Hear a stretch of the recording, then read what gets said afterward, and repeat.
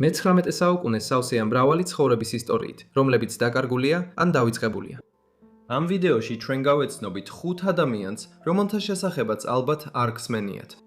მათი ისტორიები შოკის მომგვრელიცაა, სევდიანიც და შთამაგონებელიც. შემომიერთდით, როცა ამ დავიწყებულ ცხოვრებებს გავეცნობით, რომლებიც ძალიან დიდხანს იყო დამალული. დავიწყოთ ისტორიით. ლუიზიანელი ბორდელის მფლობელის შესახებ, რომელმაც არაფრიდან დაიწყო და ცნობილი მილიონერი გახდა. ლულუ ჰენლი, ან როგორც მას ასევე იცნობდნენ, ლულუ უაითი, სავარაუდოდ 1868 წელს დაიბადა ალაბამას შტატში, სელმას მახლობლად მდებარე ფერმაზე. თუმცა, ზოგიერთი ისტორიკოსი ამაზე სერიოზულ ეჭვს გამოთქვამს.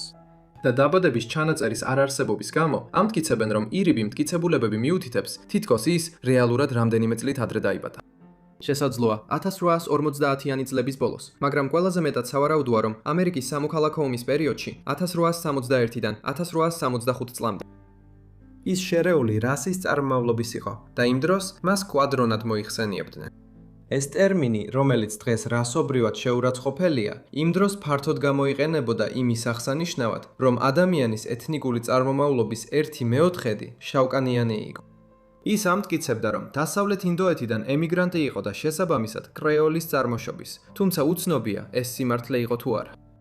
ლულუს ცხოვრებაში ბევრი რამ თავად მის მიერ იყო მოგონილი და სხვადასხვა დროს ამტკიცებდა, რომ მისი ოჯახი კუბადან, იამაიკიდან ან დასავლეთ ინდოეთის სხვა მრავალ კუნძულთაგან ერთ-ერთიდან იყო წარმოშობით.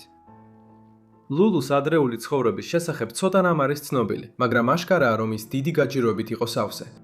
ეს ხომ სამოქალაქო ომის შემდეგ რეკონსტრუქციის პერიოდი იყო, კონფლიქტისა, რომელმაც მთლიანად გაანადგურა სამხრეთის შტატების, მათ შორის ალაბამას ეკონომიკა და რომლისგანაც გამოჯამრთელებას მრავალი წელი დასჭირდა. შესაძლოა სწორედ ომის შემდგომ პერიოდში ალაბამას მსგავს შტატებში არსებული სოფლური სიღარიბე გახდა მიზეზი იმისა, რომ ლულუ გადავიდა ნიუ-ორლიანში, რომელიც ლუიზიანას მთავარი ქალაქია და ალაბამას დასავლეთით მდებარეობს 1880-იანი წლების დასაწყისში. ლულუ იმ დროს შესაძლოა ძლივს თინეიჯერი იყო. თავი რომ გაეტანა, მან სწრაფად აირჩია დანაშაულებრივი ცხოვრება. კლავაც, ამ ყველაფრის დეტალები ბუნდოვანია, მაგრამ ის რამდენჯერმე დააგავეს ცვრილმანი ქურდობისა და სხვა მცირე სამართალდარღვევებისთვის. ის ასევე მალევე მუშაობდა მეძავად. 1880-იანი წლების შუა და ბოლოსთვის, როდესაც სრულწლოვანებას მიაღწია, მან საკმაოდ დიდი კლიენტურა შეიძინა და რამდენიმე მდიდარი კლიენტიც მიიზიდა. ამ საქმიანობით მან ასევე სწრაფად დაიწყო მნიშვნელოვანი თანხის დაგროვება და 1890-იანი წლების დასაწყისისთვის უკვე ჰქონდა კაპიტალი დასახარჯად. სწორედ ამან მისცა მას საშუალება ისეთი ბიზნესით დაკავებულიყო, რომ ნიუ-ორლეანის მრავალი მოქალაქის ყურადღება მიებკრა. ლულუ ნიუ-ორლეანში ცხოვრობდა მისი ისტორიის ძალიან საინტერესო პერიოდში.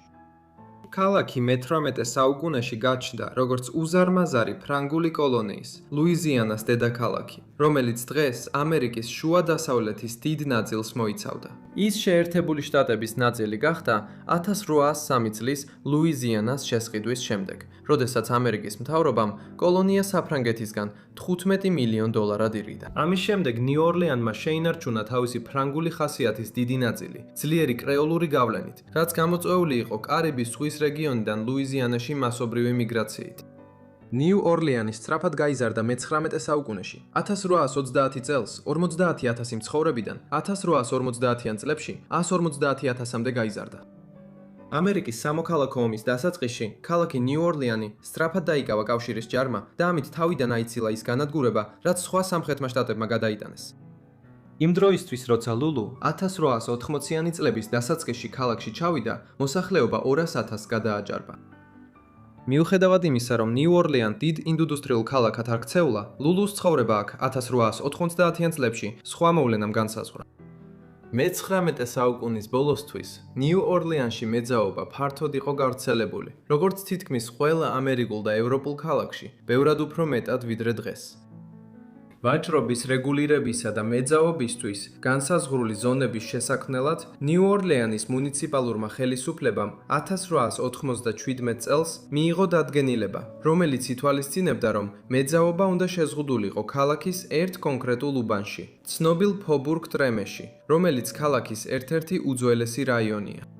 იმ დროს ეს ადგილი ცნობილი იყო როგორც გათავისუფლებული მონების დასახლების ცენტრი ომამდე და ასევე როგორც კრეოლელი იმიგრანტების ადგილი დასავლეთ ინდოეთიდან, ხოლო დღეს იგი ცნობილია როგორც ქალაქის ჯაზის სცენის მთავარი ცენტრი. ახალი განსაზღვრული ტერიტორია ცნობილი გახდა როგორც სტორივილი, რომელიც სიდნი სტორის, ნიუ ორლეანის პოლიტიკოსის სახელზე დაარქვეს, რომელმაც წამოიწყო კანონმდებლობა ქალაქში მეძაობის რეგულირების შესახებ. მოგვიანებით იგი შეძრწუნდა, როცა გაიგო, რომ მისი გვარი წითელი ფარნების კვარტალის სინონიმად იქცა. სტორივილში იყო ის ადგილი, სადაც ლულუ მომდევნო 20 წლის განმავლობაში თავის საქმიანობას აწარმოებდა. პროსტიტუცია აქ რეგულირდებოდა ისევე როგორც ნებისმიერი სხვა ინდუსტრია.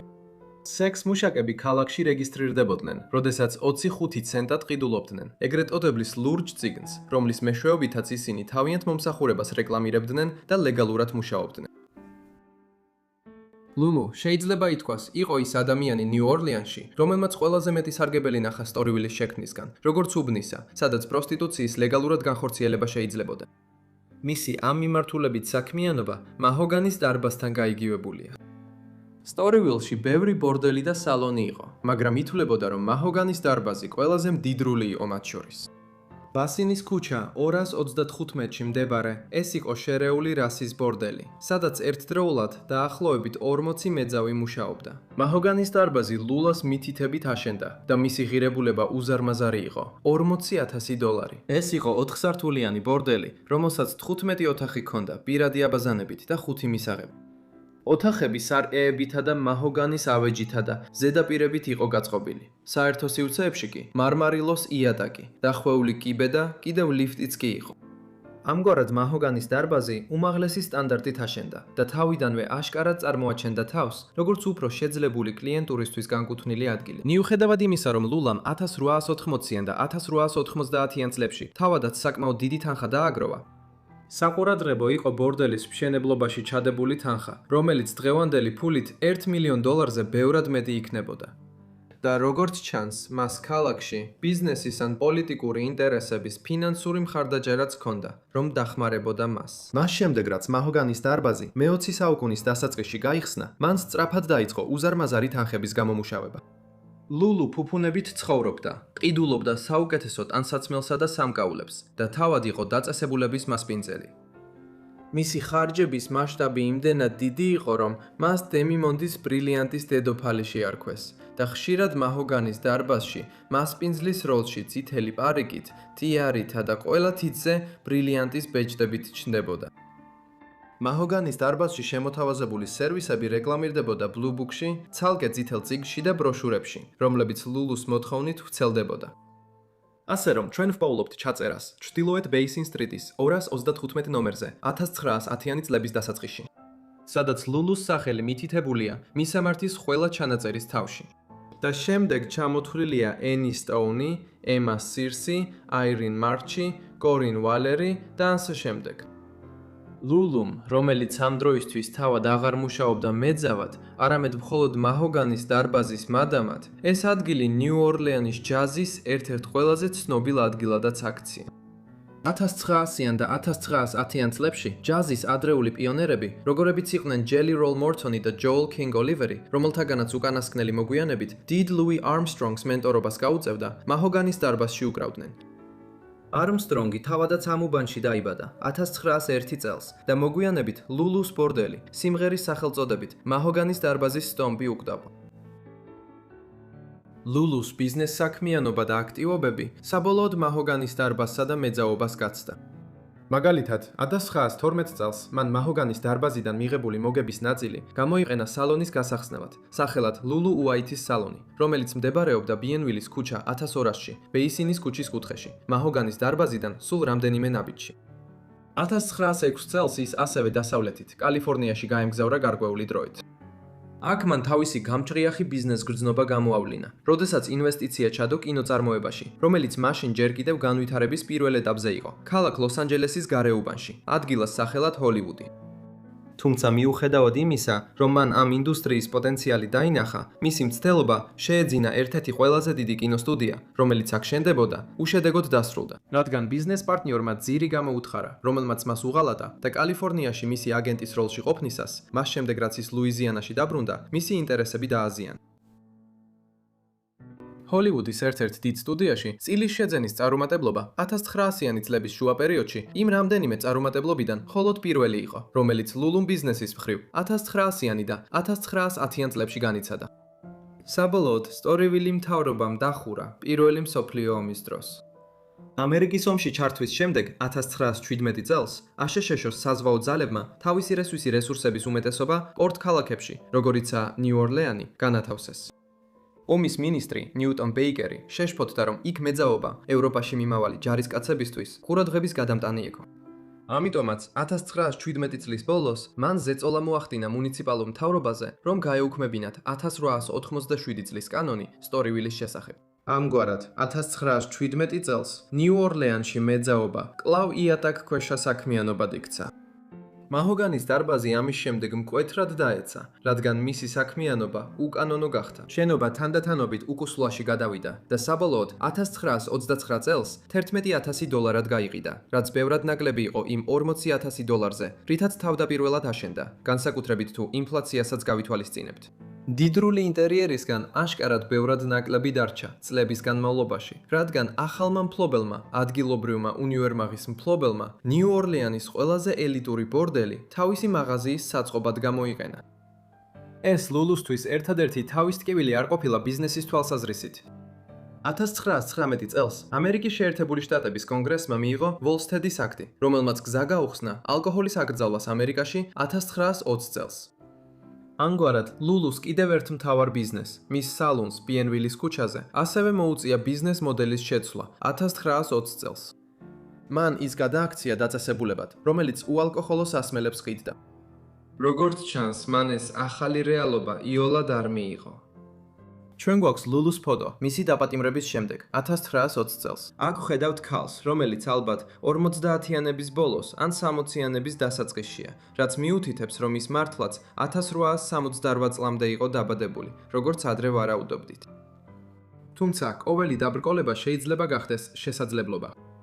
როგორც ბევრი სხვა ყოფილი სალონის მფლობელი და ალკოჰოლის გამყიდველი, ლულუ ჰენლი 1920-იანი წლებში არალეგალური ალკოჰოლით მოვაჯრე გახდა. ძირითადად სპირტიანი სასმელების, როგორიცაა რომი და ვისკი, წარმოებით ნიუ-ორლეანში და ლუიზიანას შტატში არალეგალურ სახდელებში. მიუხედავად იმისა, რომ მისი საქმიანობა აშკარად არ იყო ისეთი მასშტაბური, როგორც ალ კაპონდის ჩიკაგოში, ან ლაკი ლუჩიანოსა და მაიერ ლენსკის ნიუ-იორკსა და ნიუ-ჯერსიში, ლულუ მნიშვნელოვანი ფიგურა გახდა ლუიზიანას კრიმინალურ სამყაროში, რომელიც მშრალმა კანონმა შეიქმნა.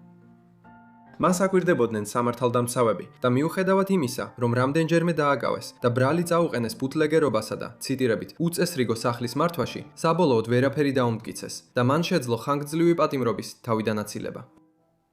ზუსტად რა დაემართა ლულუ ჰენლის ბოლოს, ისევე როგორც მისი ცხოვრების ადრეული წლები, საიდუმლოდ რჩება.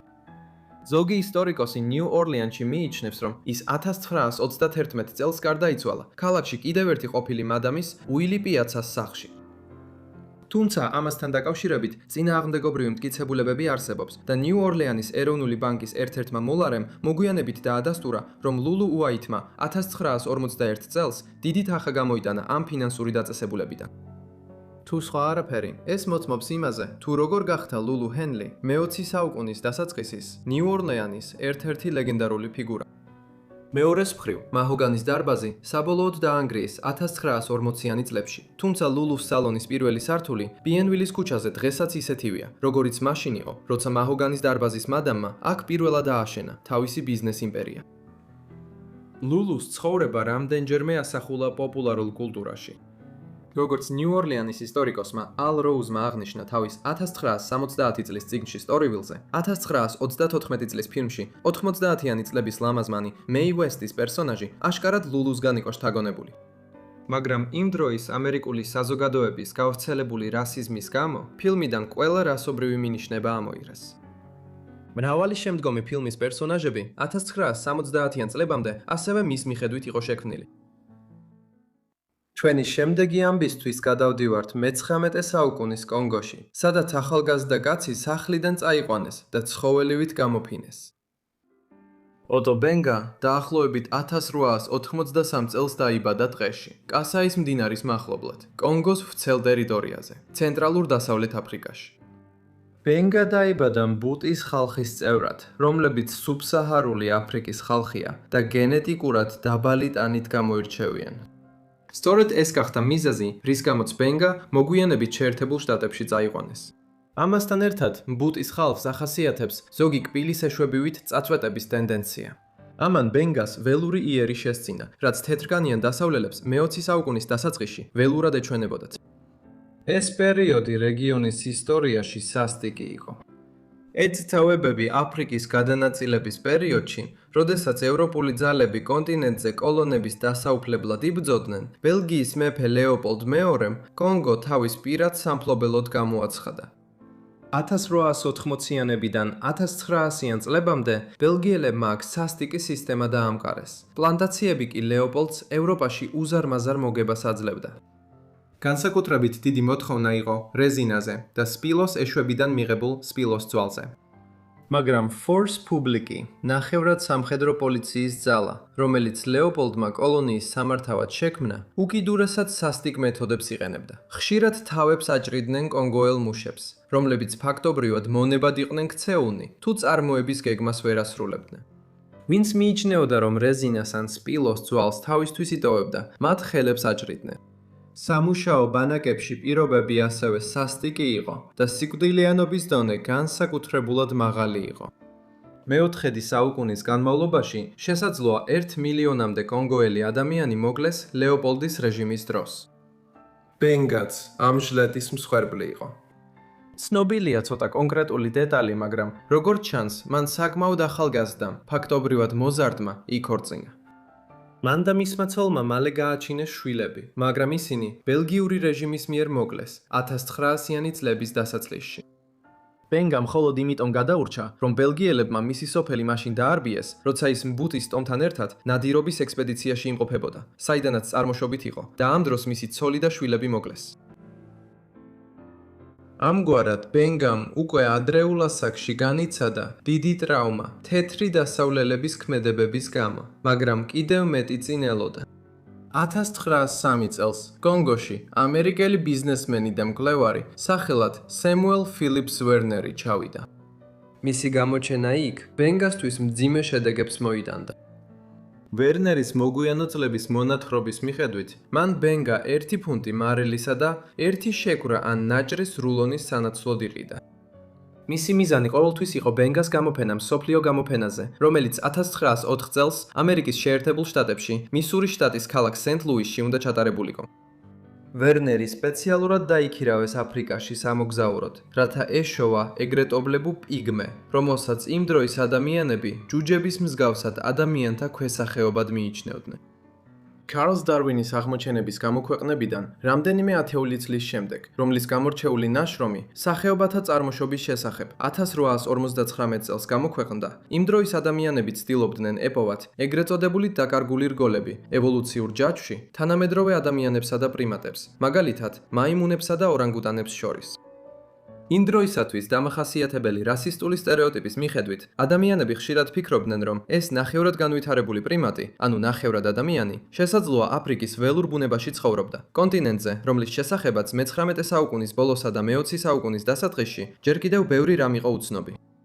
მბუტი ხალხი, მათი მცირე ტანითა და ეშვებივით წაწვეტებული კბილებით, ვერნერისთვის მიმზიდველი აღმოჩნდა, როგორც ადამიანები, რომლებსაც შეიძლებოდა პიგმეებად გაესაღებინა მსოფლიო გამოფენაზე. ამ სამუშაოს შესასრულებლად, ვერნერს გადაუხადეს $8500, რაც იმ დროისთვის საკმაოდ დიდი თანხა იყო, რათა შეეძინა ამგვარი რამდენიმე უცნაურობა მსოფლიო გამოფენისთვის და უკან ამერიკაში წამოეღო, რომ იქ გამოეფინა.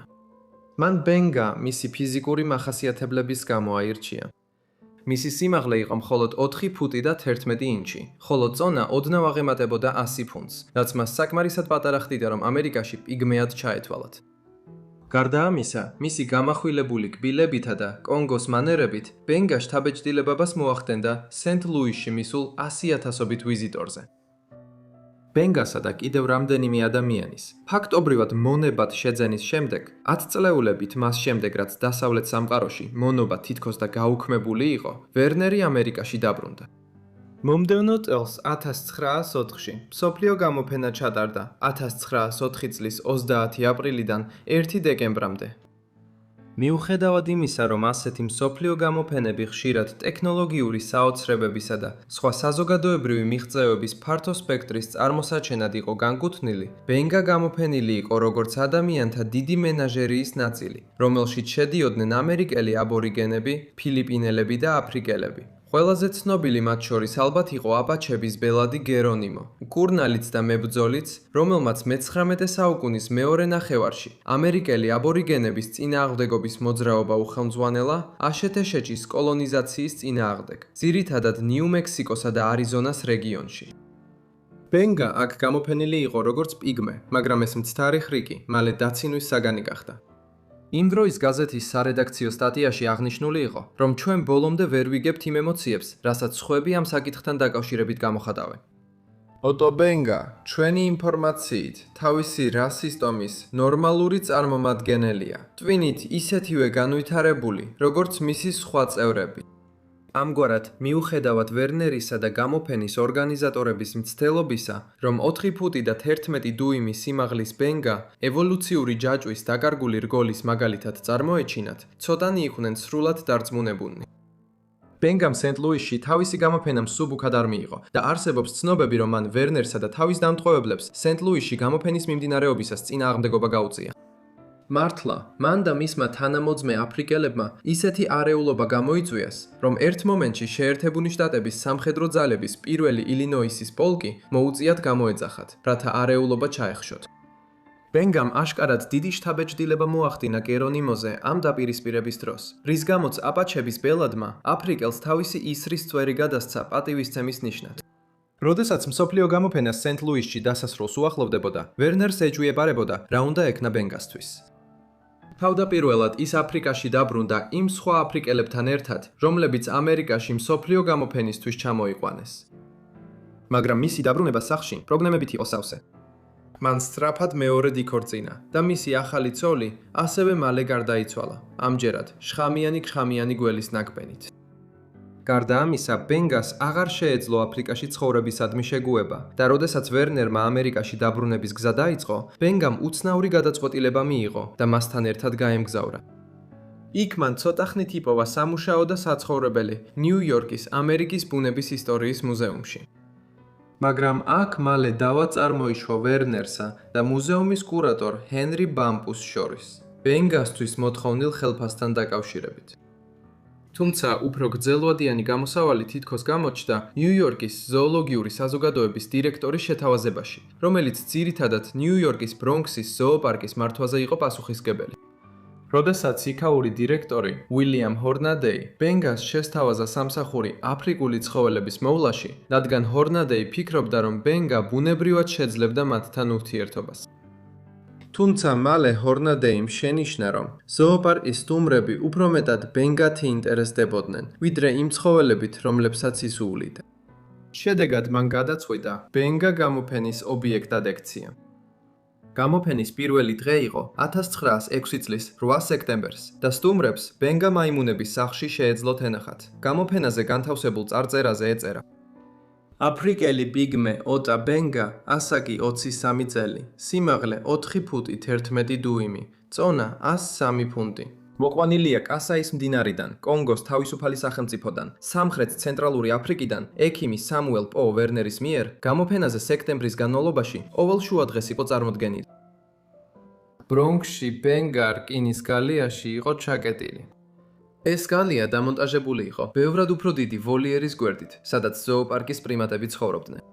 აქ მინიშნება იყო იმაზე, რომ ბენგა ოდნავ უფრო განვითარებული იყო, ვიდრე ორანგუტანგები და მაიმუნები, რომელთა გვერდითაც ცხოვრობდა. აქ პირობები სასტიკი იყო.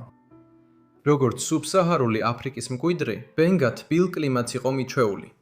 მაგრამ ზოოპარკის ეს ნაწილი განზრახ ცივ გარემოში იყო შენარჩუნებული, რადგან დაბალი ტემპერატურა პრიმატებს აღიზიანებდა და ისინი ისე იქცეოდნენ, რომ ეს ზოოპარკის სტუმრების ინტერესს იწვევდა. შეიძლება ითქვას, ბენგას ერთადერთი სიხარული ის იყო, რომ მას მოეწონა ჭკვიანი ორანგუტანი სახელად დოჰონგი, რომელიც სხვადასხვა ხრიკებს ასრულებდა და ადამიანის ქცევებს ბაძავდა.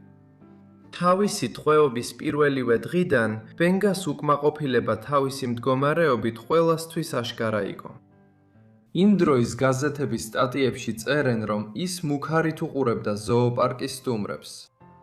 თუმცა ზოოპარკის დირექტორი უილიამ ჰორნადეი იცავდა ბენგას იქ მოთავსების გადაწყვეტილებას და ამტკიცებდა, რომ ეს პარალელურია იმ ადამიანთა გამოფენებთან, რომლებიც მე-19 საუკუნეში ევროპაში ტარდებოდა. მიუხედავად იმისა, რომ ჰორნადეი იცავდა თავის გადაწყვეტილებას, ბენგას ბრონქსის ზოოპარკში გამოფენასთან დაკავშირებით, ბუტი ტომის წევრის იქ გამოჩენამ მალე გარკვეული დაპირისპირება გამოიწვია. ამის შესახებ რომ შეითქვეს, აფრო-ამერიკელმა სასულიერო პირებმა და სხვა დაინტერესებულმა პირებმა ნიუ-იორკში და მის ფარგლებს გარეთ ზოოპარკის ბიუროკრატებსა და სხვა სამოქალაქო მოხელეებს პროტესტი გამოუცხადეს. განსაკუთრებით მნიშვნელოვანი იყო Reverend James M. Gordon-ის კრიტიკა, რომელიც ბრუკლინში ჰოგლინდკანიანთა ობოლთა თერადკანიანთა ობოლთა თავშესაფრის ზედამხედველი იყო. მან მალე დაარწმუნა ნიუ-იორკის მერი, ჯორჯ ბ. მაკლელანი უმცროსი, რომ ბენგას მდგომარეობა არაადამიანური იყო და აფრო-ამერიკელთა ღალატი. შედეგად, 1906 წელს მოგვიანებით, ბენგა ბრონქსის გამოფენიდან გაიყვანეს. თუმცა მისი ტანჯვა ამით არ დასრულებულა. მიუხედავად იმისა, რომ ბენგას სურდა დაბრუნებოდა თავის მშობლიურ აფრიკას, მას ამისთვის საჭირო თანხები და საშუალებები არ ჰქონდა. შედეგად, მან მომდევნო რამდენიმე წელი შეერთებული შტატების სხვადასხვა ადგილას გაატარა, სადაც ხანდახან სამუშაოს პოულობდა. პირველად, ეს იყო ბრონქსის ზოოპარკში, სანამ მისი იქ ყოფნა შეუფერებლად არ მიიჩნიეს. შემდეგ იგი გორდონის მზრუნველობაში გაათავისუფლეს და ბრუკლინის ბავშვთა თავშესაფარში განათავსეს, რომელსაც გორდონი ხელმძღვანელობდა. შემდეგ ბოლოს 1910 წელს გორდონმა ყველაფერი ისე მოაწყო, რომ ბენგას ვირჯინიაში თამბაქოს პლანტაციაზე მუშაობა დაეწყო. იმისთვის, რომ ის გარემოსთვის უფრო ჩვეულებრივად გამოჩენილიყო, გორდონმა ამ დროს ბენგას კბილებზე გვილგვინები დააკენებინა. ამ დროისთვის მან ინგლისურად ლაპარაკიც ისწავლა. თუმცა ბენგას შინ დაბრუნების სურვილი არ განელებია და სწორედ ამ სურვილის აუხდენლობის გამო გამოწვეულმა უიმედობამ მოუტანა მას ცხოვრების ბოლო ტრაგედია. ბენგა რამდენიმე წლის განმავლობაში გეგმავდა შინ დაბრუნებას, როცა 1914 წლის ზაფხულში ევროპაში პირველი მსოფლიო ომი დაიწყო. ომის დაწყებასთან ერთად ატლანტის ოკეანეზე საზღვაო მარშრუტები უფრო სახიფათო გახდა და არააუცილებელი მგზავრობები ხშირად შეჩერდა. შედეგად, ბენგასთვის მოკლე ვადაში ამერიკიდან კონგოში გამგზავრების შანსი თითქმის არ არსებობდა. მისმა სასოწარკვეთილებამ თვითმკვლელობამდე მიიყვანა. 1916 წლის 20 მარტს, დაახლოებით 33 წლის ასაკში, ბენგამ რიტუალური თვითმკვლელობა ჩაიდინა. მან ააგო ცერემონიული კოცონი, მოიხსნა კაპები, რომლებიც რამდენიმე წლის წინ ჰქონდა დაყენებული კბილებზე და თავი მოიკლა გულში გასწრომით. ის დაკრძალეს აღუნიშნავ საფლავში, ლინჩბურგში, ვირჯინიაში. ოტო ბენგას ისტორია არის ერთ-ერთი, რომელიც ამ პერიოდის მრავალ სისასტიკეს აერთიანებს. ეს იყო ეპოქა, როდესაც ევროპელები და ამერიკელი ცდევიკელები ცდილობდნენ ევოლუციისა და სამყაროს უფრო მეცნიერულად გაეგოთ. მაგრამ ამავე დროს მათ ჩაიდინეს დიდი დანაშაულები, ისეთი ადამიანების მიმართ, როგორიც იყო ბენგა, ეგრეთ წოდებული პიგმეი, ამის შედეგად. მისი ისტორია ნათლად აჩვენებს, რამდენად არაადამიანური იყო ეს გამოფენები და რა შედეგები შეიძლებოდა ქონოდათ მათ. 1920-იანი წლებში ნიუ-იორკი დანაშაულისა და კრიმინალური სამყაროს ფიგურების ცენტრი იყო. ერთ-ერთი ასეთი ქალი, რომელმაც ნიუ-იორკში წარმატებას მიაღწია, იყო სტეფანი სენტ-კლერი, მაგრამ ყველაფერი მარტივად არ ყოფილა. სტეფანი სენტ-კლერის დაბადებისა და ადრეული ცხოვრების გარემოებები ბოლომდე ნათელი არ არის, მაგრამ მიიჩნევა, რომ ის დაიბადა კარიბის ზღვის კუნძულ გვადელუპეზე 1897 წლის შობის ღამეს. ის აფრიკული წარმოშობის იყო და მისი დედა, როგორც მიიჩნევა, ფელისიენა ერქვა, მაგრამ მამაზე არაფერია ცნობილი. მიუხედავად იმისა, რომ ფელისიენა მარტოხელა დედა იყო და სავარაუდოდ უბრალო ოჯახიდან მოდიოდა, მან ბევრი იშრომა და შეძლო თავისი ქალიშვილი სკოლაში გაეშვა, რაც იმას ნიშნავს, რომ სტეფანი სენტ-კლერი ბევრად უკეთ განათლებული იყო, ვიდრე ის კრიმინალური მეტოქეები, რომლებსაც მომავალში ამერიკაში შეხვდებოდა. მოგვიანებით ცხოვრებაში მან შეიმუშავა ისტორია, რომლის მიხედვითაც თითქოს საფრანგეთიდან იყო, მაგრამ ეს უბრალოდ სენტ-კლერის თვითმითოლოგიზაციის ნაწილი იყო. ზოგიერთი წყარო ამტკიცებს, რომ როდესაც სენტ-კლერი მოზარდი იყო, მას სკოლიდან წასვლა მოუწია, რათა ავადმყოფ დედაზე ეზრუნა. ამ პერიოდში ის მუშაობდა, ფულს აგროვებდა და დედის გარდაცვალების შემდეგ საბოლოოდ დატოვა პატარა კუნძული, სადაც გაიზარდა და მონრეალისკენ გაემართა. რაც არ უნდა ყოფილიყო მისი დაბადებისა და ბავშვობის სუსტი დეტალები, ჩვენ ვიცით, რომ საბოლოოდ მან 1910-იან წლებში ამერიკის შეერთებული შტატებისკენ გასწია. ეს შეიძლება მოხდა ჯერ კიდევ 1911 წელს, როცა ის ჯერ კიდევ თინეიჯერი იყო. ან შეიძლება პირველი მსოფლიო ომის შემდეგაც მომხდარიყო. უეჭველია ის, რომ 1920-იანი წლების დასაწყისში ის უკვე ახალგაზრდა ქალად, დაახლოებით 25 წლის ასაკში, ნიუ-იორკში ცხოვრობდა. ის დასახლდა ჰარლემში, რომელიც მე-19 საუკუნის ბოლოსიდან ნიუ-იორკის აფრო-ამერიკელებით დასახლებულ უბნად ჩამოყალიბდა. აქ ვარაუდობენ, რომ მას შეუყვარდა ერთ ცვრილმან კრიმინალს, სახელად დიუკი, მაგრამ ყველაფერი მალე ცუდად დასრულდა, როცა მან სცადა მისი პროსტიტუციაში ჩაბმა და მანევე დიუკი ბანდიტურ გარჩევაში ესროლეს და მოკლეს. რამდენიმე თვის შემდეგ, სენტ-კლერს, როგორც ამბობენ, ახალი მეგობარი ბიჭი ჰყავდა, სახელად ედი, რომელთანაც მან ნარკოტიკების გაყიდვა დაიწყო. რამდენიმე თვის შემდეგ, მან დაახლოებით $30,000 გამოიმუშავა და ედისთან დაშორება უნდოდა. როცა მან ეს ედს უთხრა, ედმა მისი დახრჩობა სცადა, მაგრამ მან ისე ძლიერად უკრა ხელი, რომ ედი მაბიდას თავი დაარტყა, თავის ქალა გაიბზარა და მალევე გარდაიცვალა. სენტ-კლერის ადრეული ცხოვრების შესახებ ბევრი ეს ვარაუდი ეფუძნება რაფაელ კონვილონის ბიოგრაფიულ რომანს სახელად მადამ სენტ-კლერი, ჰარლემის დედოფალი. რამდენად მართალია ეს ყველაფერი უცნობია, მაგრამ რაც დანამდვილებით ვიცით, ისაა, რომ მან შეუერთდა 40 ქურდს, საუკუნოვანი კრიმინალური ბანდას ქალაქში, რომლის ფესვები 1820-იანი წლებამდე მიდის და მალე არალეგალურ აზარტულ თამაშებშიც ჩაერთო. სტეფანი სენტ-კლერი ცუდი სახელით გახდა ცნობილი თავისი მონაწილეობით ეგრეთ წოდებულ რიცხვების ბიზნესში, ანუ რიცხვების თამაშში.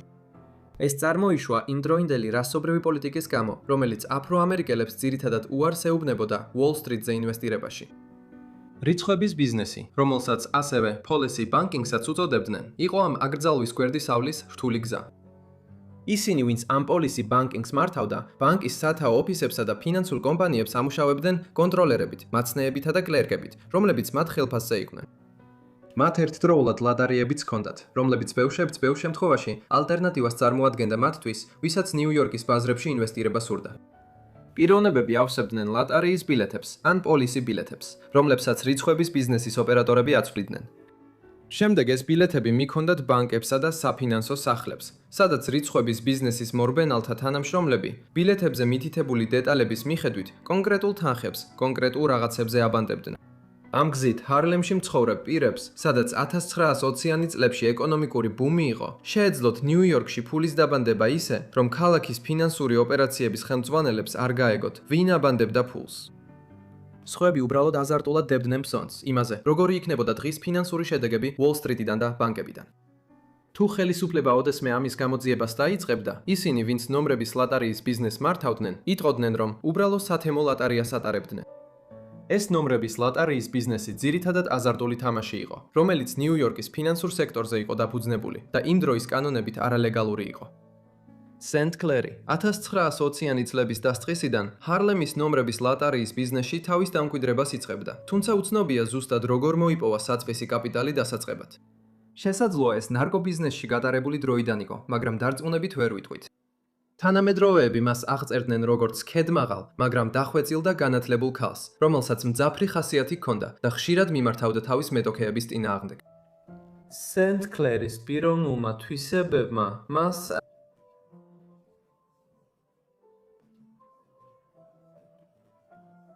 ის ასევე მართავდა ლატარიის რამდენიმე ვერსიას. ერთ-ერთი ყველაზე პოპულარული იყო ლატარია, რომელიც იყენებდა რიცხვებს, რომლებიც ყოველდღიურად ამოქონდათ ნიუ-იორკის საკლირინგო პალატიდან. ისინი, ვინც ფსონს დებდნენ სენტ-კლერთან, ირჩევდნენ რიცხვს 1-დან 999-მდე. ფსონები, როგორც წესი, მცირე იყო. 5 ცენტიანი მონეტა უკვე დიდ ფსონად ითვლებოდა, მაგრამ ათასობით მონაწილესთან ერთად ყოველდღიურად დროთა განმავლობაში ჩართული თანხა ძალიან დიდი შეიძლებოდა გამხდარიყო. შემდეგ სენტ-კლერი და მისი თანამშრომლები გამარჯვებულ რიცხვებს ადგენდნენ ორი რიცხვის მიხედვით. ნიუ-იორკის საკლირინგო პალატის წევრი, ბანკების ყოველდღიური საანგარიშწორებო მაჩვენებელი და ფედერალური რეზერვის ბანკის საკრედიტო ბალანსი. ასე რომ, სენტ-კლერის ლატარია აზარტული თამაში იყო, მაგრამ ეს იყო ვერსია, რომელიც უპირატესობას აძლევდა მათ, ვისაც გარკვეული ცოდნა ჰქონდა საფონდო ბირჟისა და იმ დროის ნიუ-იორკის ფინანსური სამყაროს შესახებ. ამ საქმიდან ბევრი ფულის შოვნა შეიძლებოდა და ნიუ-იორკის კრიმინალური სამყაროს მრავალი ადამიანი იყო ჩართული ამ ნომრების ლატარიის ბიზნესში 1920-იანი წლების განმავლობაში და 1930-იან წლებშიც. შედეგად სენტ კლერი ამით გამდიდრდა და მანჰეტენში მას ყველანი იცნობდნენ როგორც ქვინი. თუმცა ჰარლემის მცხოვრებლები მას მადამ სენტ კლერს ეძახდნენ. 1930 წლისთვის ერთმა ნიუ-იორკელმა ჟურნალისტმა შეაფასა, რომ მას დაახლოებით $900,000 პირადი ქონება ჰქონდა დაგროვებული, რაც დღეს თითქმის $10 მილიონ უდრის. ამასთან სენტ კლერის შესვლა ჰარლემის კრიმინალურ სამყაროში დიდხანს არ დარჩენილა შეუმჩნეველი. მისი მთავარი კონკურენტი ჩრდილოეთ ნიუ-იორკში ლატარიის ბიზნესში იყო დუჩ შულცი, რომელიც დაბადებით არტურ ფლეგენჰაიმერი იყო. ბრონქსში დაბადებული შულცი იყო მაფიის ბოსი, რომელსაც ლეგენდარული ხასიათი და სისასტიკე ახასიათებდა. ის 1920-იანი წლებში გახდა ნიუ-იორკის ერთ-ერთი მთავარი კრიმინალი, მას შემდეგ რაც ალკოჰოლის კონტრაბანდის ბიზნესში ჩაერთო. 1920-იანი წლების ბოლოსთვის მისთვის 100-ზე მეტი ადამიანი მუშაობდა და ნიუ-იორკის ზოგიერთი პროკურორისთვის ქალაქის ნომერ 1 საზოგადო მტრად ითვლებოდა. ის მჭიდროდ იყო დაკავშირებული ქალაქის მაფიასთან და ისეთ წამყვან ფიგურებთან, როგორიც იყვნენ ჩარლზ ლაგი, ლუჩიანო და მეიელანსკი. თუმცა ისინი მას გარკვეულწილად არაპროგნოზირებადად მიიჩნევდნენ.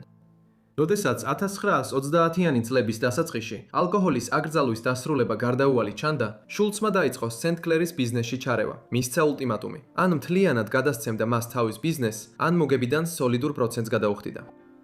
ბევრმა სხვა შულცის ზეწოლას ვერ გაუძლო, მაგრამ სენტ კლერი მათ შორის არ იქნებოდა. 1930-იანი წლების დასაწყისში სტეფანიმ დაიწყო თავისი დარჩენილი კლიენტების ორგანიზება შულცის წინააღმდეგ აქტიური წინააღმდეგობისთვის. როდესაც გაიგეს, რომ ჰარლემში მაღაზიების მენეჯერები და სხვა ბიზნესის მფლობელები შულცისთვის ფსონებს აგროვებდნენ, მათ ძალადობრივად დაუპირისპირდნენ, შევიდნენ მათ მაღაზიებში და დაარბიეს ისინი დაშინების კამპანიის ფარგლებში. მადამ სენტ კლერმა ჰარლემის გაზეთებში რეკლამებიც კი განათავსა, სადაც ადგილობრივებს მოუწოდებდა ეთამაშათ შავზე, ანუ არ დაედოდოთ ფული შულცთან და მხარი დაეჭირათ მისთვის, როგორც ადგილობრივი შავკანიანი ქალისთვის. შულცმა სწრაფად უპასუხა სენტ კლერის წინააღმდეგ დაშინების კამპანიით, რომელიც მალე გადაცებებსა და მკვლელობებში გადაიზარდა. სტეფანი სენტ კლერის მკვლელობაც კი შეუკვეთეს, რის გამოც სენტ კლერმა ჰარლემში უსაფრთხო სახლების გამოყენება დაიწყო. ამ სისასტიკის კამპანიის პიკზე სენტ კლერს მოუხდა ნახშირის გროვაში დამალვა, რათა შულცის ხალხისგან გადარჩენილიყო ერთ-ერთი შეტაკების დროს. ამ მიზეზით ის ჩრდილში დარჩა და თავისი კრიმინალური ბიზნესი მთავარ ძალის მიერ შემსრულებელს ელსვორთ ბამპი ჯონსონს გადააბარა. კონფლიქტის ბოლოსთვის 40-ზე მეტი ადამიანი იყო მოკლული. საბოლოოდ სენტ კლერსა და დატ შულცს შორის კონფლიქტი სტეფანის სენტ კლერის გამარჯვებით დასრულდა. თუმცა ეს უფრო ნიუ-იორკის რთული კრიმინალური სამყაროს პოლიტიკის არაპროგნოზირებადობას უკავშირდებოდა 1930-იან წლებში, ვიდრე იმას, რაც სენტ კლერმა შეძლო. შულცსა და ლაგი ლუჩიანოს, რომელიც 1920-იანი წლების ბოლოდან ნიუ-იორკის იტალიური მაფიის ლიდერი იყო, შორის ურთიერთობა ყოველთვის დაძაბული იყო და ყველაფერი მაშინ გამწოვდა, როცა შულცმა ლუჩიანოს ხელმძღვანელობით მოქმედი კომისიის პირდაპირ ბრძანება არ შეასრულა. იმ დროს შულცს თომას დივი, ნიუ-იორკის უფროსი სპეციალური პროკურორი, თაღლითობასა და გადასახადების გადაუხდელობაში ადანაშაულებდა. ამიტომ შულცმა მისი მოკლის გეგმა შეიმეიმუშავა. ეს მიუხედავად იმისა, რომ მაფიის კომისიამ გააფრთხილა, თავი შეეკავებინა ამისგან, რადგან ეშინოდათ დიუის მკვლელობა მასშტაბურ რეპრესიებს გამოიწვევდა. შედეგად კომისიამ გადაწყვიტა, რომ შულცი უნდა შეეჩერებინათ. 1935 წლის 23 ოქტომბერს ის ნიუ-ჯერსის ქალაქ ნიუარკში რესტორანში ტუალეტში მჯდომი ესროლის. მეორე დღეს მიღებული ჭრილობების შედეგად გარდა დაიცვალა. როდესაც სიკვდილის პირას იწვა, სენტ კლერმა შულცს ტელეგრამა გაუგზავნა, სადაც ეწერა: როგორც თესა, ისე მოინკი და ხელი მოაწერა სახელით მადამი, პოლისის დედოფალი. ტელეგრამამ გავრცელებული ინფორმაციით მთელი ქვეყნის მასშტაბით სათაურებში მოხვდა. მიუხედავად იმისა, რომ დაპირისპირება ჰქონდა დატ შულცთან, სენტ კლერი პერიოდულად ნიუ-იორკის სამართალდამცავებთანაც იყო დაპირისპირებული. ეს გამოწვეული იყო როგორც მისი ჩართულობით ლატარიის ბიზნესში, ასევე მისი აქტივიზმით ჰარლემში. 1920-იანი წლების ბოლოსთვის მან დაიწყო ადგილობრივ გაზეთებში რეკლამების განთავსება, რომლებიც აფრიკულ ამერიკელებს აცნობებდა თავიანთ უფლებებს, თუ პოლიცია შეავიწროვებდა ან დააკავებდა მათ. ამან საბოლოოდ ის საზოგადოების ლიდერად ჩამოაყალიბა. ამ ორმა ფაქტორმა ერთად გამოიწვია, რომ სტეფანი ნიუ-იორკის პოლიციის კამპანიის სამიზნე გახდა და 1929 წლის დეკემბერში საბოლოოდ დააკავეს. საბოლოოდ იგი აზარტულ თამაშებსა და სხვა დანაშაულებში დამნაშავედ ცნეს და მიუსაჯეს 8 თვე გამოსასწორებელ სამუშაო სახლში, სადაც მძიმე შრომა უნდა შეესრულებინა. სენტ კლერი 1930 წლის ბოლოს გამოვიდა სამუშაო სახლიდან და მტკიცედ გადაწყვიტა შური ეძია ნიუ-იორკის სამართალდამცავებზე. ეს სწორედ იმ დროს ხდებოდა, როდესაც მოსამართლე სემუელ სიბრის ხელმძღვანელობით დაიწყო გამოძიებათა სერია, რომლის მიზანიც იყო ნიუ-იორკის პოლიტიკაში, პოლიციასა და სასამართლო სისტემაში კორუფციის გამოვლენა. სენტ კლერი მალევე აწვდიდა შიდა ინფორმაციას სიბრის კომისიას და ამტკიცებდა, რომ ქალაქის პოლიცია ავიწროებდა შავკანიან ლატარიის ოპერატორებს. როგორიც თავად იყო, მაშინ როცა თვალს ხუჭავდა იმათზე, ვინც უფრო კარგად ორგანიზებულ კრიმინალურ დაჯგუფებებთან იყო დაკავშირებული. მისმა ჩვენებამ საბოლოოდ ერთი პოლიციის ლეიტენანტისა და 13 რიგითი პოლიციელის დაკავებას ან სამსახურიდან დათხოვნას მიიყვანა. სენტ კლერის ცუდმა სახელმა ნიუ-იორკში 1930-იანი წლების შუა პერიოდში პიკს მიაღწია, როგორც ქალმა, რომელმაც არალეგალური ლატარიის დამოუკიდებელი ორგანიზატორის სახელი მოიპოვა, ჰარლემში. მან დაუპირისპირდა ქალაქის ერთ-ერთ ყველაზე საშიშ განგსტერს, დაჩ შულცს და შური იძია იმ პოლიციელებზე, რომლებმაც 1920-იანი წლების ბოლოს მისი ციხეში გაგზავნა მოაწყვეს. მისი ცუდი სახელი კიდევ უფრო გაიზარდა 1936 წელს, როდესაც მან გადაწყვიტა არაოფიციალური საქორწინო კონტრაქტი დაედო ეპისკოპოს ამრუ ალ-მუმიმინთან, სუფი აბდულ-ჰამიდი. იმ დროის ნიუ-იორკის ექსცენტრიული და საკამათო რასობრივი აქტივისტი, რომლის ანტისემიტურმა გამოსვლებმა მას მეტსახელი შავი ჰიტლერი მოუტანა. ჰამიდი ამტკიცებდა, რომ ეგვიპტის პირამიდებთან ახლოს იყო დაბადებული და ქალაქის მასშტაბით მიტინგებზე ტურბანითა და მოსასხამით გამოდიოდა. რეალურად კი ის მასაჩუსეტსიდან იყო წარმოშობით. იმ დროისთვის, როცა ის და სენტ კლერი 1930-იანი წლების შუა პერიოდში დაახლოვდნენ, ჰამიდმა თავი წარმოაჩინა როგორც ადამიანი, რომელიც გერმანულ-ამერიკულ საზოგადოებას ეპირფერებოდა და ქალაქის ებრაული საზოგადოების წინააღმდეგ მძაფრი რიტორიკით გამოდიოდა. მისა და სტეფანის კონტრაქტში 1936 წელს ეწერა, რომ ისინი 1 წლის საცდელი ვადით დაქორწინდებოდნენ. თუ ყველაფერი კარგად წავიდოდა, ისინი ოფიციალურ ქორწინებაში შევიდოდნენ, მაგრამ საქმე იქამდე არასდროს მისულა. ჰამიდი ერთგული არ იყო და რამდენიმე რომანი ჰქონდა. როცა სენტ კლერმა გაიგო ჰამიდის რომანის შრომანის შესახებ მადამ ფუფატამთან, რომელიც იამაიკელი მარჩიელი და მისტიკოსი იყო, მან 1938 წლის 19 იანვარს ჰამიდს სამჯერ ესროლა. მიუხედავად იმისა, რომ ჰამიდი თავდასხმისას მხოლოდ მსუბუქად დაიჭრა და ტყვია მხოლოდ გაუსვა, სენტ კლერი მკვლელობის მცდელობაში დაადანაშაულეს. შემდეგი სენსაციური სასამართლო პროცესის დროს ჰამიდმა აღიარა, რომ სინამდვილეში ევგენი ბრაუნი იყო, მაგრამ ეს ბევრს ვერ შეცვლიდა. თავის დაცვაში სტეფანი ამტკიცებდა, რომ ჰამიდს დაუპირისპირდა, რადგან ის მას სასტიკად ექცეოდა და რომ იარაღი მაშინ გაისროლა, როცა ორ ყოფილ საყვარელს შორის ბრძოლა მოხდა. მოსამართლე არ იყო დარწმუნებული, განაცხადა, რომ სენტ კლერი მთელი ცხოვრება თავისი მოხერხებულობით ირჩენდა თავს და მას 2-დან 10 წლამდე პატიმრობა მიუსაჯა. ის სასჯელის მოსახდელად გაგზავნეს ბედფორდ ჰილზის ქალთა სასჯელავსრულების დაწესებულებაში, რომელიც ნიუ-იორკის ჩრდილოეთით, ვესტჩესტერის ოლქში მდებარეობს. სენტ კლერი 1940-იანი წლების დასაწყისში გაათავისუფლეს ციხიდან. ამ პერიოდის შემდეგ მისი ცხოვრების შესახებ ცოტა რამ არის ცნობილი და მან განზრახ ბევრად უფრო შეუმჩნევლად ცხოვრობდა ამ წლებში. აღარ იქნებოდა გაზეთებში განცხადებები ნიუ-იორკის აფრო-ამერიკული საზოგადოების უფლებების შესახებ და არც მცდელობები, კვლავ დაბრუნებულიყო ქალაქის კრიმინალურ სამყაროში. მიუხედავად იმისა, რომ ის აღარ მართავდა თავის ლატარიის იმპერიას, ჭკვიანი ინვესტიციების წყალობით კვლავ მდიდარი ქალი იყო და 1940-იანი და 1940 წლებში, 30-იანი წლებში ლონგ-აილენდზე ვილაში გადაინაცვლა, სადაც ლეგალურ და კანონიერ ბიზნეს გარიგებებში მონაწილეობდა. მისი თანამოაზრე ბამბი ჯონსონი, რომელიც სენტ კლერის შემდეგ ჰარლემის მეფე გახდა, მის სიბერეში მასთან ერთად ცხოვრობდა და ლონგ-აილენდზე მის სახლში პოეზიას წერდა. ამ წლებში მის ბიზნეს საქმიანობაზე რამდენიმე მოკლე მითითება სწორედ ბამბი ჯონსონის განცხადებებიდან მოდის და ასახავს ქალს, რომელიც ბედნიერი იყო, რომ 7 საპენსიო ცხოვრებით თქმებოდა. ის გარდაიცვალა ნიუ-იორკში 1969 წელს 72 წლის ასაკში. როდესაც ის გარდაიცვალა იმ დეკემბერში, გაზეთებში არ გამოქვეყნებულა არც ერთი ინფორმაცია ყოფილი მადამ სენტ კლერის გარდაცვალების შესახებ. როდესაც მე-19 საუკუნეზე ვფიქრობთ, ერთი ადამიანი აუცილებლად უნდა გაგვახსენდეს. დედოფალი ვიქტორია. ნაკლებად ცნობილი იყო მისი ნათლული, აფრიკელი პრინცესა, რომელმაც ბევრი სირთულე გადაიტანა. ბონეტა დაიბადა როგორც მობა აინა 1853 წელს, ოლ-კოდანში, რომელიც მდებარეობს დღევანდელი ნიგერიის სამხრეთ-დასავლეთ რეგიონში. აინა დაიბადა ეგბადოს ან იუას, ხალხის მაღალი რანგის წევრად. ეს ტომი იორუბას ეკუთვნოდა, რომლებიც მე-19 საუკუნის შუა პერიოდში დასავლეთ აფრიკის მოსახლეობის დიდ ნაწილს შეადგენდნენ ნიგერიის, ბენინისა და ტოგოს ტერიტორიაზე. ასევე აინას სტატუსი ეგბადოს ტომში პრინცესის მსგავსად იყო. თუმცა მისი სამშობლო 2 საუკუნის განმავლობაში ძალიან არასტაბილური რეგიონი იყო, რადგან ეს იყო მთავარი ტერიტორია, საიდანაც ევროპული ძალები მონებით ვაჭრობდნენ და შემდეგ ახალ სამყაროში გადაჰყავდათ ისინი. განსაკუთრებით კარიბის შაქრის პლანტაციებზე და ჩრდილოეთ ამერიკის ყოფილ ბრიტანულ კოლონიებში. ეს ვაჭრობა, როგორც წესი, აფრიკელების მიერ სხვა აფრიკელების გაკიდვას გულისხმობდა. მაგალითად, ძლიერი სონგაის იმპერია მართავდა დასავლეთ აფრიკის შიდა ტერიტორიების დიდ ნაწილს, თანამედროვე მალიში ამ საუკუნეების განმავლობაში. და ისინი მონებად აქცევდნენ თავიანთ თანამემამულე აფრიკელებს, რათა გაეყიდათ ბრიტანელ, ფრანგ, პორტუგალიელ და ჰოლანდიელ ვაჭრებზე სენეგალის მიმდებარე ტერიტორიაზე.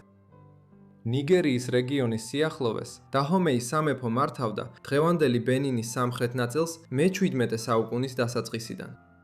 დაჰომეის მმართველები დიდი ხნის განმავლობაში შუამავლობდნენ ბრიტანელ და ფრანგ მონებით მოვაჭრეებს დასავლეთ აფრიკაში. დაჰომეის სამეფოს არმიები თავს ესხმოდნენ მეზობელ რეგიონებს, ასობით მონას იჭერდნენ და სამხრეთ ბენინის პორტებში ევროპულ ძალებს ყიდდნენ, რომლებიც შემდეგ მათ ატლანტის ოკეანეზე გადაჰყავდათ.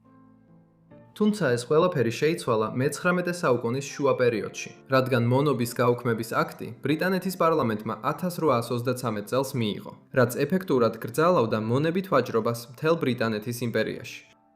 მაგრამ დასავლეთ აფრიკაში რეაგირება ნელი იყო და მონების მოსაპოვებლად ასეთი თავდასხმები კვლავ გრძელდებოდა 1840-იან წლებში. აინას სოფელი ოლკოდანი 1848 წელს დაჰომეის სამეფოს მიერ განხორციელებული ასეთი თავდასხმის მსხვერპლი გახდა. ტრაგიკულად, მისი მშობლები თავდასხმის დროს მოკლეს, როგორც საზოგადოების სხვა უფროსთან ერთად. თუმცა აინას სიცოცხლე დაინდეს და შედეგად ის მხოლოდ 5 წლის ასაკში აღმოჩნდა დაჰომეის მეფე გეზოს კარზე. ის გარემოებები, როგორაც აინა მიიღო თავისი სახელი და აღმოჩნდა ინგლისში, მთლიანად დაკავშირებული იყო კაპიტანი ფრედერიკ ფორბსის მისიასთან დასავლეთ აფრიკაში 1850 წელს. ფორბსი იქნა გაგზავნილი ამ რეგიონში, როგორც ბრიტანეთის სამეფო საზღვაო ფლოტის გემის HMS ბონეტას კაპიტანი. მისი მისია იყო ბრიტანეთის გვირგვინის აგენტის როლი და დედოფალ ვიქტორიას წარმომადგენლობა, რათა მოელაპარაკებინა ახალი ურთიერთობა ბრიტანეთის იმპერიასა და დაჰომეის მეფე გეზოს შორის. ახლა, როდესაც მონათა ვაჭრობა აკრძალული იყო, თუმცა როგორც ჩანს, გეზო ან არ იყო მზად მიეღო ის ფაქტი, რომ მონათა ვაჭრობა დასრულდა, ან უბრალოდ უჭირდა ზუსტად გაეგო, რას უხსნიდა ფორბსი. შესაბამისად, გეზომ დაიცვა დიდი ხნის ტრადიცია, როდესაც ევროპელ მონათვაჭრებთან ურთიერთობისას გემის კაპიტანს საჩუქრად რამდენიმე მონას აძლევდა. აინა იყო ერთ-ერთი იმათგან, ვინც გეზომ 1850 წელს ფორბსს აჩუქა. მიუხედავად იმისა, რომ მონათა ვაჭრობა დასრულებული იყო, ფორბსმა მონები დედოფალ ვიქტორიას სახელით მიიღო. აინას მალევე ნათლობა ჩაუტარეს და ფორბსმა მას ახალი ევროპული სახელი მისცა.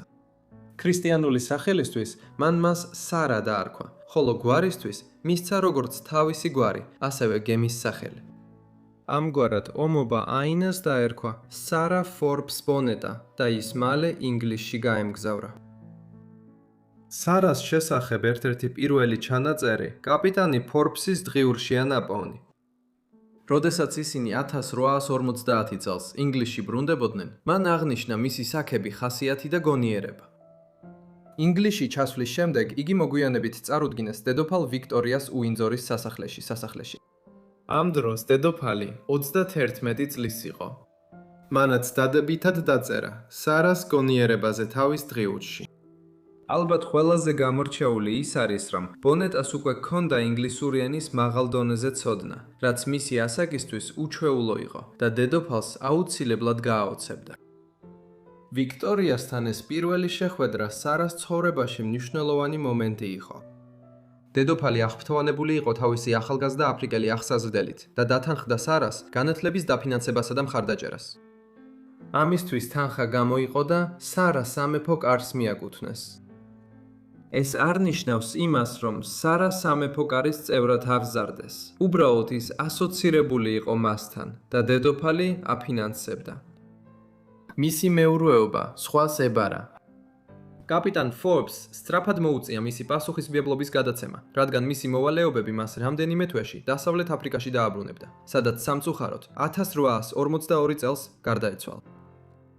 შესაბამისად, სარა გაგზავნეს კენტის გილენჰემში, რათა განათლება მიეღო Reverend James Shaw-ანის, ცნობილი მისიონერისა და მისი მეუღლის ელიზაბეთის ოჯახში. თუმცა, ის მაინც აგრძელებდა რეგულარულ შეხვედრებს დედოფალთან. როდესაც ის დედოფალს 1851 წლის იანვარში წარუდგინეს, ეს იყო მეოთხე შეხვედრა დედოფალ ვიქტორიასა და მის ახალგაზრდა აფრიკელ პროტეჟეს შორის. სარას შემდგომი ცხოვრება 1850-იან წლებში უნდა გავიგოთ იმ მისიონერული საქმიანობის კონტექსტში, რომელსაც ბრიტანელები ახორციელებდნენ მე-19 საუკუნეში. მონობის გაუქმების შემდეგ რეფორმატორულ წრეებში ინგლისში სულ უფრო მეტად მკვიდრდებოდა აზრი. იმის ნაცვლად, რომ აფრიკელები იყიდებოდნენ და იყიდებოდნენ როგორც მონები, ისინი უნდა ცივილიზებულიყვნენ და ესწავლათ ცივილიზებული ქრისტიანული ცხოვრების სარგებელი, როგორც ევროპელებს. ასეთი პიროვნებები, როგორიც იყო Reverend Shaw-ანი, ამ ქრისტიანიზაციისა და მისიონერული მოძრაობის ავანგარდში იდგნენ. როგორც აფრიკელი გოგონა, რომელმაც ასე დადებითად მიიღო ცხოვრება ინგლისში, სარა აღიქმებოდა როგორც ადამიანი, რომელსაც შეეძლო განათლება მიეღო და თავადაც მისიონერი გამხდარიყო. თუ მას აფრიკაში დააბრუნებდნენ, რათა სკოლებსა და სხვა დაწესებულებებში ემუშავა, რომლებიც ბრიტანელი მისიონერები მის სამშობლოში ქმნიდნენ, ის შეიძლება მნიშვნელოვანი ძალა გამხდარიყო ქრისტიანიზაციისა და მისიონერული მოძრაობისთვის. დედოფალი ვიქტორია ნამდვილად აცნობიერებდა ამას.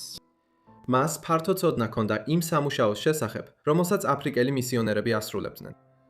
სარას დასავლეთ აფრიკაში მისიონერებთან გაგზავნის სურვილი კიდევ უფრო გაამძაფრა იმან, რომ ინგლისის კლიმატის გავლენაზე იყო შეშფოთება.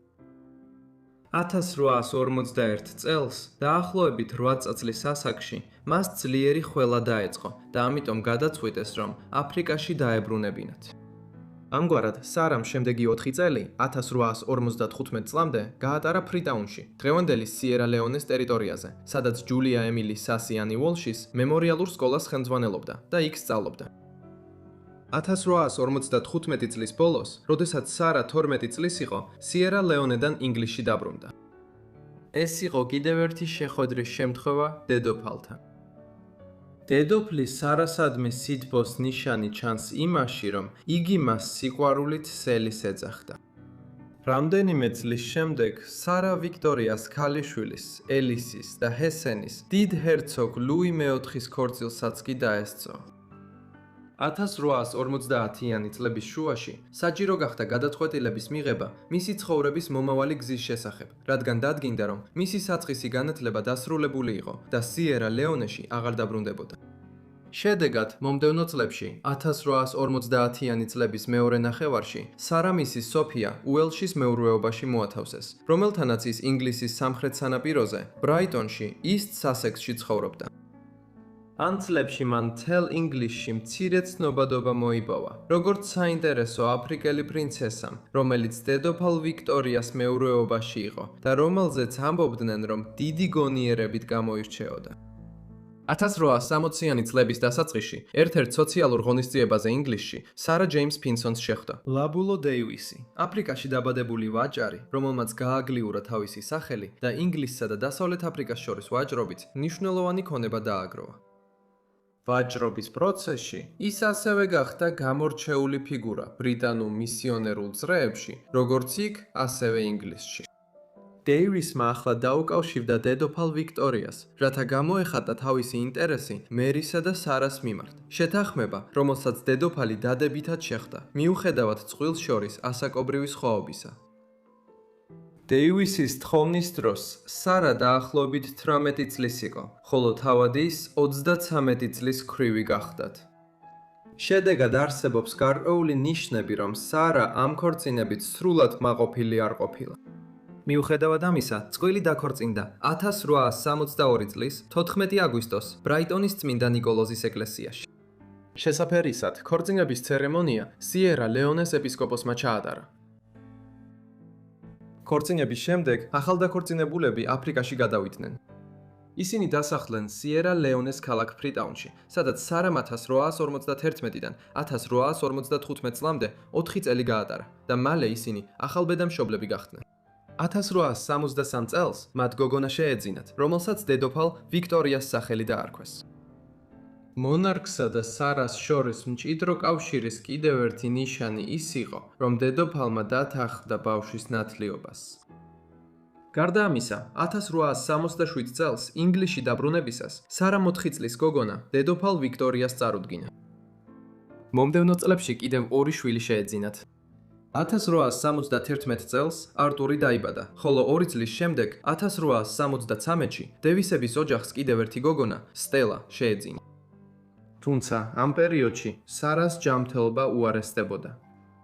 ერთ მომენტში მას ტუბერკულოზი დაემართა. ეს ინფექციური დაავადება განსაკუთრებით გავრცელებული იყო მე-19 საუკუნეში მთელ მსოფლიოში და ეფექტური მკურნალობა არ არსებობდა. საუკეთესო მკურნალობა იყო ცხოვრების წესის ზომიერად წარმართვა და მცდელობა, რომ ადამიანი ხელსაყრელ კლიმატში ეცხოვრა, რადგან დაავადება ძირითადად ფილტვებს აზიანებს. შესაბამისად, 1870-იან წლებში ერთ დროს სარა გადავიდა მადეირაზე, რომელიც აფრიკის ჩრდილო-დასავლეთ სანაპიროსთან მდებარე კუნძულია და მაშინაც და ახლაც პორტუგალიის კონტროლის ქვეშაა. აქ კლიმატი უფრო ხელსაყრელი იყო ვიდრე იერა-ლეონეში. როგორც ჩანს, მასთან მხოლოდ ყოქმანით შეუერთდა მისი ქმარი, რომლის ბიზნეს ინტერესებიც პრობლემებში იყო, ხოლო მისი უფროსი შვილი ვიქტორია ამ დროისთვის უკვე ინგლისში ცხოვრობდა და სწავლობდა ჩელტენჰემის კოლეჯში, გლოსტერშირში. სამწუხაროდ, სარა გარდაიცვალა ტუბერკულოზთან დაკავშირებული გართულებების გამო მადეირას ქალაქ ფუნჩალში 1880 წლის 15 აგვისტოს დაახლოებით 37 წლის ასაკში. სარასა და დედოფალს შორის მტკიცე კავშირის მაჩვენებელია ის ფაქტი, რომ სარას ქალიშვილი ემზადებოდა დედოფალთან სტუმრობისთვის, როდესაც აგვისტოს ბოლოს ინგლისში მიაღწია რია ამბავმა, რომ მისი დედა მადეირაში გარდაიცვალა. ამგვარად, 30 წლის შემდეგ, რაც დედოფალმა ვიქტორიამ თავის დღიურში სარას შესახებ პირველი შთაბეჭდილებები ჩაიწერა, მონარქსა და ნიგერიელ გოგონას შორის კავშირი კვლავ აშკარად იგრძნობოდა. მისი პატივსაცემად, მისმა მეუღლემ დაადგმევინა თითქმის 3 მეტრიანი გრანიტის ობელისკი, ანუ სვეტი, როგორც მისი მონუმენტის ნაწილი მის მშობლიურ ქალაქთან ახლოს, რაც ახლა დასავლეთ ლაგოსად ითვლება.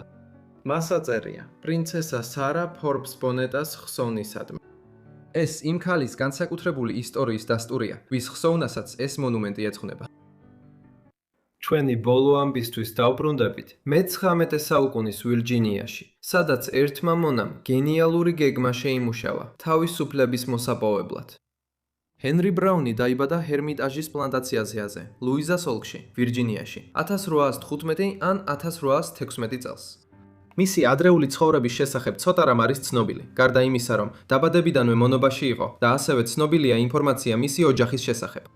თავის ავტობიოგრაფიაში ჰენრი ბოქს ბრაუნის ცხოვრების ნარატივი, რომელიც თავად დაწერა, მან აღნიშნა, რომ ჰყავდა ძმა და და ასევე თბილად იხსენებდა თავის მშობლებს. როცა 15 წლის იყო, ის რიჩმონდში გაგზავნეს თამბაქოს ქარხანაში სამუშაოდ. ბრაუნი თავის ბატონს ასე აღწერდა: ჩვენი ბატონი უჩვეულოდ კეთილი იყო და როცა ღირსეულად დადიოდა, ჩვენთვის ღმერთივით ჩანდა. მაგრამ მიუხედავად მისი სიკეთისა, მან ძალიან კარგად იცოდა, რაც შურწმენები ჰქონდა მის მიმართ.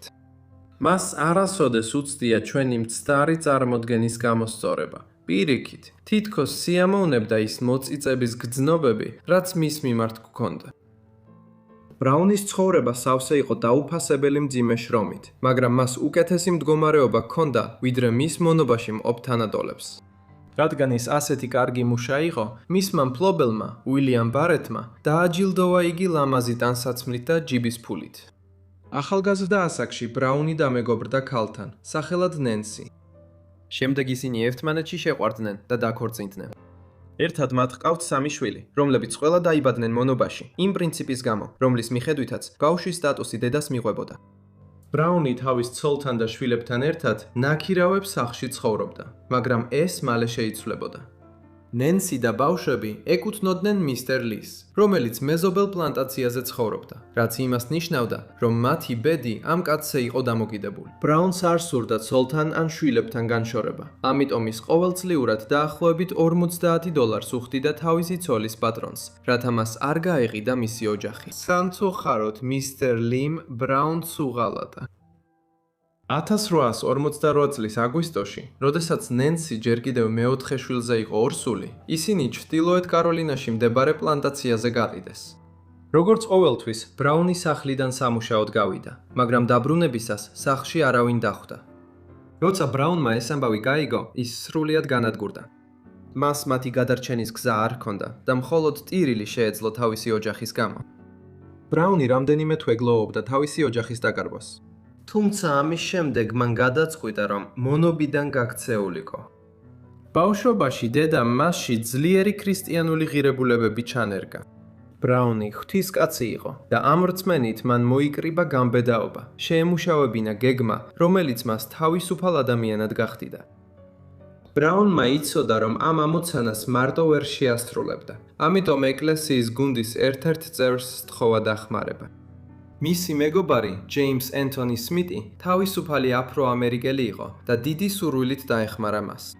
ამის შემდეგ მათ დახმარებისთვის თეთრგანიანი მამაკაცი, სახელად სემუელ ალექსანდერ სმიტი მოიწვიეს. სემუელ სმიტი მეწაღე და აზარდული მოთამაშე იყო, რომელიც აბოლიციონისტების საქმეს თანაუგრძნობდა. მან გეგმაზე დათანხმდა იმ პირობით, რომ სანაცვლოდ გარკვეულ თანხას მიიღებდა. ბრაუნის გეგმა იმაში მდგომარეობდა, რომ საკუთარი თავი ყუთში ჩაესვა და რიჩმონდიდან ფილადელფიაში გაეგზავნა, რადგან იქ მონობა გაუქმებული იყო. მისი გეგმა, რა თქმა უნდა, ძალიან უნიკალური და კრეატიული იყო, მაგრამ ამავე დროს უკიდურესად სახიფათოს. იმისთვის, რომ გეგმა განხორციელებულიყო, ბრაუნმა $86, რაც დღეს თითქმის $3000 შეადგენს, სამუელ სმიტს გადაუხადა. ეს მისი დანაზოგის ნახევარზე მეტი იყო, მაგრამ ეს იყო რისკი, რომლის გაწევაც მას სურდა. შემდეგ სმიტი ფილადელფიაში წავიდა და პენსილვანიის მონობის წინააღმდეგ ბრძოლის საზოგადოების წევრებს ესაუბრა. აბოლიციონისტებს, რომლებთანაც ის ესაუბრა, ჯეიმს მილერ მაკკიმი, უილიამ სტილი და საირუს ბერლი შედიოდნენ. ამ მამაკაცებმა მას ურჩიეს, როგორ განეხორციელებინა გაქცევის გეგმა წარმატებით. სმიტს უთხრეს, რომ ბრაუნი ფასამონ უილიამსონის ოფისში გაეგზავნა ფოსტით. ეს იმიტომ, რომ უილიამსონი იყო აბოლიციონისტი, პენსილვანიის მონობის წინააღმდეგ ბრძოლის საზოგადოების მდივანი და მისი სიფხიზლის კომიტეტის წევრი. იმისთვის, რომ გაქცევა გამოსულიყო, ბრაუნი ჯერ სამუშაოდან უნდა გათავისუფლებულიყო. ამიტომ მან თქივნეულად დაიწვა თითი ძულამდე გოგირდმჟავით. მეორე დღეს, 1859 წლის 29 მარტს, ის შევიდა თავის ყუთში, რომელიც მისმა თანამზრახველებმა ლურსმნებით დახურეს. ყუთი, რომელშიც ბრაუნი იმოგზაურებდა, როგორც მშრალი საქონელი გაგზავნეს. არავინ იფიქრებდა, რომ ადამიანი თავს ჩატევდა ასეთ ვიწრო ყუთში, რომლის სიგრძე იყო 3 ფუტი სიღრმე, 2 ფუტი და 7 დუიმი, ხოლო სიგანე 2 ფუტი. ყუთი, რომელშიც ის იმოგზაურა, შიგნიდან დაფარული იყო მატყლის ქსოვილითა და ბაით, რათა მდგომარეობა ოდნავ უფრო კომფორტული ყოფილიყო. ჰაერისთვის მხოლოდ 3 პატარა ნახრეთი იყო გაკეთებული. გარდა ამისა, საკვებად მას მხოლოდ მცირე რაოდენობის წყალი და რამდენიმე ბისკვიტი ჰქონდა. ყუთზე ასევე იყო მითითებული, რომელი მხრიდან უნდა ყოფილიყო, წარწერით. ეს მხარე ზემოთ, რომელიც დიდი ასოებით ეწერა ყუთზე. მიუხედავად იმისა, რომ ბრაუნისთვის ეს მოგზაურობა პოტენციურად სახიფათო იყო, ეს 100% ღირდა. მან დაწერა: თუ თქვენ არასოდეს დაგიკარგავთ თავისუფლება ისე როგორც მე, ვერასოდეს გაიგებთ იმ თავისუფლების იმედის ძალას, რომელიც ჩემთვის ნამდვილად სულის ღუზა იყო, მტკიცე და ურღევი. მთელი მოგზაურობის განმავლობაში ბრაუნი სხვადასხვა გზით გადაჰყავდათ. მისი ყუთი პირველად ედლით გადაიტანეს. ამის შემდეგ მან მატარებლით იმგზავრა, სანამ მისი ყუთი პორტამდე მიიტანეს. ამის შემდეგ ის ორთქმავალზე დატვირთეს. როგორც კი ეს მოგზაურობის ნაწილი დასრულდა, ის სხვა ეტლზე გადაიყვანეს, რომელმაც შემდეგ სხვა მატარებელზე გადაიყვანა. მოგზაურობის ბოლო ნაწილში ის გადაადგილდა ბორანით, რკინიგზით და ბოლოს 27 საათიანი მგზავრობის შემდეგ ეტლით მიიყვანეს. ყუთზე მკაფიოდ იყო მითითებული მუშებისთვის, რომ მას ფრთხილად უნდა მოპყრობოდნენ და ასევე რომელი მხრიდან უნდა ყოფილიყო ყუთი ზევით. ამის მიუხედავად, ყუთს ხშირად უხეშად ეპყრობოდნენ და ხშირად არასწორი მხრიდან იყო გადაბრუნებული, თუმცა საბედნიეროდ, ბრაუნი შეუმჩნეველი დარჩა. მის 27 საათიან მოგზაურობაში, ერთ-ერთ მონაკვეთში, ბრაუნის ყუთი საკმაოდ დიდი ხნის განმავლობაში არასწორი მხრიდან იყო გადაბრუნებული. ამის გამო მან იფიქრა, რომ სიკვდილის კართან იყო მისული. ბრაუნმა დაწერა, რომ ის იყო გადაწყვეტილი, ან გაემარჯვა, ან დაღუპულიყო. გრძნობდი როგორ მებერებოდა თვალები. თითქოს ბუდეებიდან ამოხდებოდნენ და საფეთქლებზე ძარღვები საშინლად მქონდა დაბერილი, რადგან სისხლი თავში მიჭერდა. თუმცა ბრაუნისთვის საბედნიეროდ ორი კაცი, რომლებიც დასაჯდომ ადგილს ეძებდნენ, დაინახეს ყუთი, სწორად დააკენეს იატაკზე და მასზე დასხდნენ. ბრაუნმა თქვა, რომ სწორედ ამის წყალობით გათავისუფლდა ტანჯვის მდგომარეობიდან. ყუთი, რომელშიც ბრაუნი იყო, მიიღეს უილიამ სტილმა, ჯეიმს მილერ მაკინონმა, უილიამსონმა და ფილადელფიის სიფხიზლის კომიტეტის სხვა წევრებმა 1859 წლის 30 მარტს. როდესაც ყუთი გახსნეს, ბრაუნმა თქვა: "როგორ ხართ, ბატონებო?" შემდეგ მან ბიბლიიდან ფსალმუნი წაიკითხა, რამაც იქ მყოფი მამაკაცები შთაბეჭდილების ქვეშ დატოვა. ბრაუნის ამბავი შესანიშნავი იყო. მონობის წინააღმდეგ მებრძოლთა წრეებში ბევრს სჯეროდა, რომ ეს მოძრაობისთვის შესანიშნავი რეკლამა იქნებოდა და მის მხარდაჭერას გაზრდიდა. თუმცა არსებობდა სხვა მოსაზრებაც, რომლის მიხედვითაც, თუ ეს გაქცევის გზა საჯარო გახდებოდა, ავარავინ შეძლებდა ამავე მეთოდის გამოყენებას. ამიტომ ეს საიდუმლოდ უნდა დარჩენილიყო. მეწაღე, რომელმაც ბრაუნს დახმარება გაუწია, სემუელ სმითი, ცდილობდა ფული ეშოვა სხვა მონების რიჩმონდიდან ფილადელფიაში გადაყვანით. თუმცა 1859 წლის 8 მაისს ის დააკავეს, დააპატიმრეს და სასამართლოზე წარადგინეს. მისი ქმედებების გამო მას 6 წლითა და 6 თვით მიუსაჯეს სასჯელის მოხდას შტატის საპრობილეში.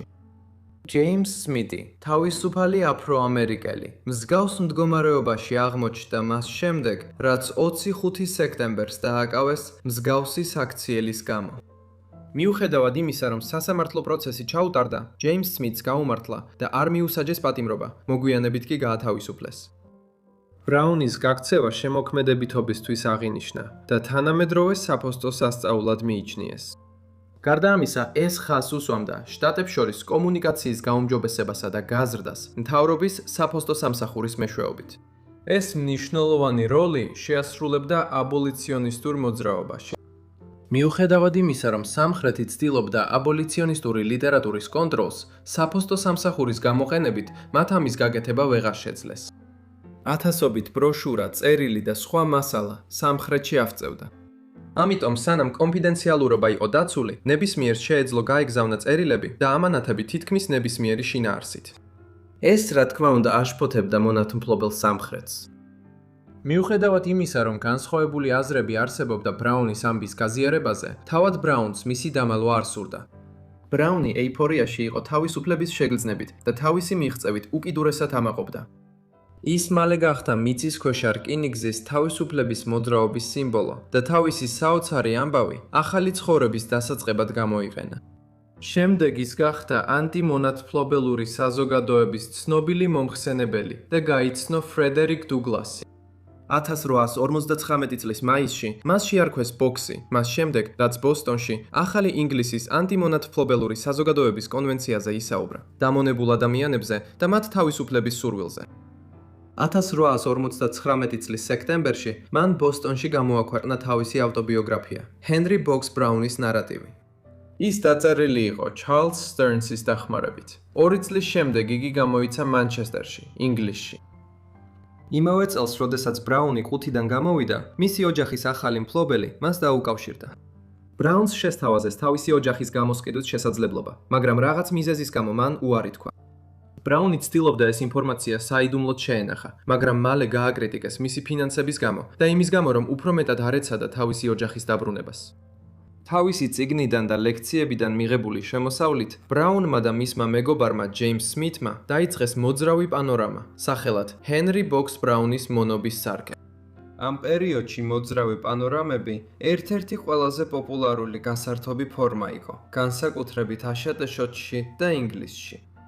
ბრაუნის პანორამა ერთ-ერთი პირველი იყო მონობის თემაზე.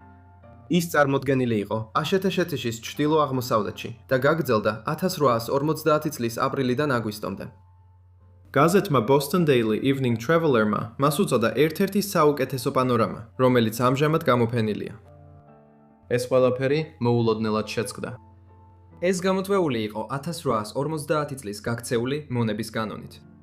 ეს კანონი ნიშნავდა, რომ ბრაუნი შეიძლებოდა დაეპატიმრებინათ და კვლავ თავისუფლება წაერთმიათ. რადგან ის აშშ-ში აღარ იყო უსაფრთხოდ, ოქტომბერში ინგლისში გაემგზავრა.